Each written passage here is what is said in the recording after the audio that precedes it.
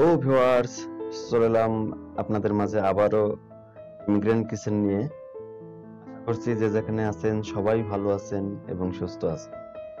বন্ধুরা, আজ আমি আপনাদের মাঝে নিয়ে এলাম টুনা রেসিপি। টুনা রেসিপি দেখব, চলুন কিভাবে তৈরি করা যায় আর এর উপকরণ হিসাবে আমি কি কি নিয়েছি। চলুন দেখে নিই উপকরণ।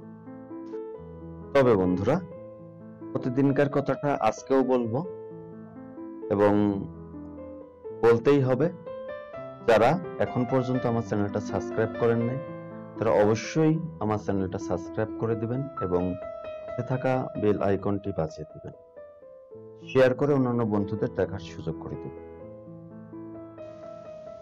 টুনা টুনা হচ্ছে সামুদ্রিক মাছের তৈরি।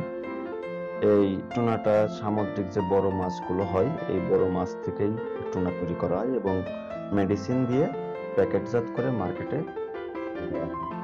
তো এই টুনার ব্যাপারে আজ কথা। দেখুন, উপকরণ হিসাবে আমি এখানে কি কি নিলাম।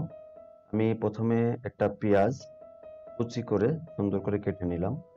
পাশাপাশি পরিমাণ মতো কাঁচা মরিচ আমি কুচি করে কেটে নিলাম। দেখতে পাচ্ছেন আমি কিভাবে কেটে নিচ্ছি।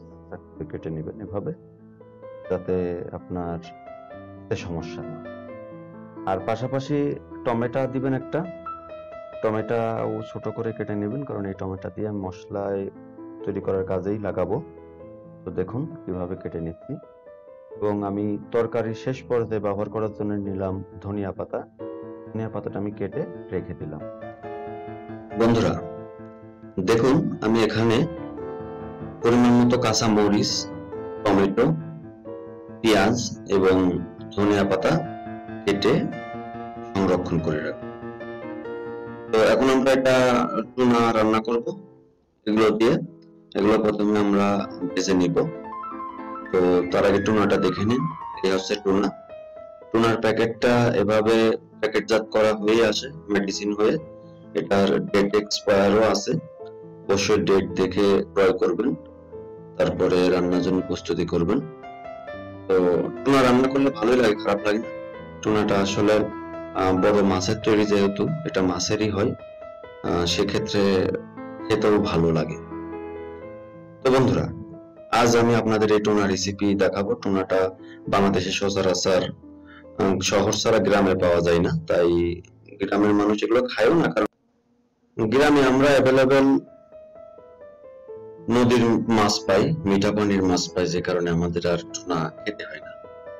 তো যাই হোক, চলুন আমরা রান্না শুরু করে দিই। দেখুন, চুলায় তেল দিয়ে দিয়েছি গরম, এবং গরম তেলে পেঁয়াজ দিয়ে দিলাম এবং কাঁচা মরিচ দিয়ে দিলাম। এগুলো আমি ভেজে নেব সুন্দর করে।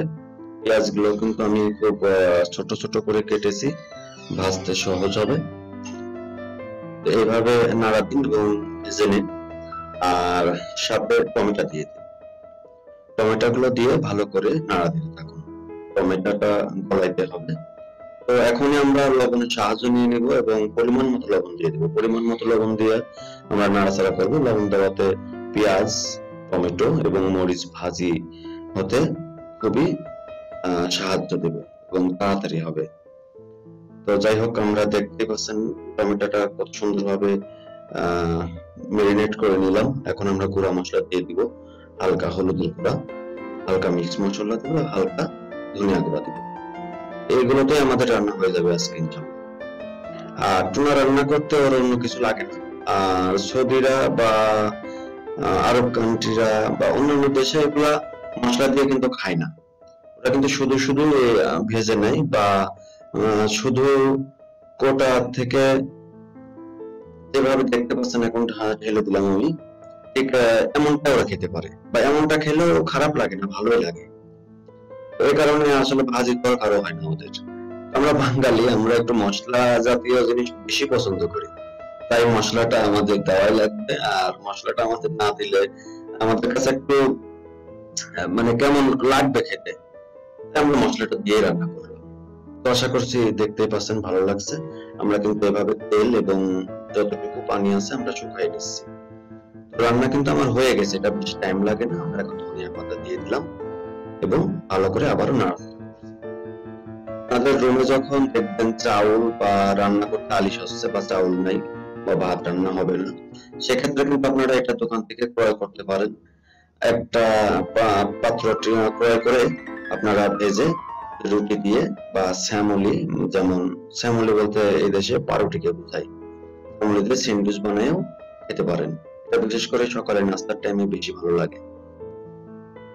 এটা রুটি দিয়ে খেতে বেশ বেশি মজা লাগে। কেউ ভাত দিয়েও খাই, সমস্যা নাই, এটা সবভাবে খাওয়া যায়। তো বন্ধুরা, এই ভিডিওটা যদি আপনাদের কাছে বিন্দু পরিমাণও ভালো লেগে থাকে, যেহেতু সহজ রেসিপি, আপনাদের কাছে আশা করছি ভালো লাগবে। আর ভালো লাগলে অবশ্যই আপনারা লাইক এবং শেয়ার করবেন, কমেন্ট করে আপনাদের মূল্যবান মতামত অবশ্যই জানিয়ে দিবেন। আমি ইমিগ্রেন্ট কিচেন থেকে বিদায় নিব আপনাদের মাঝ থেকে।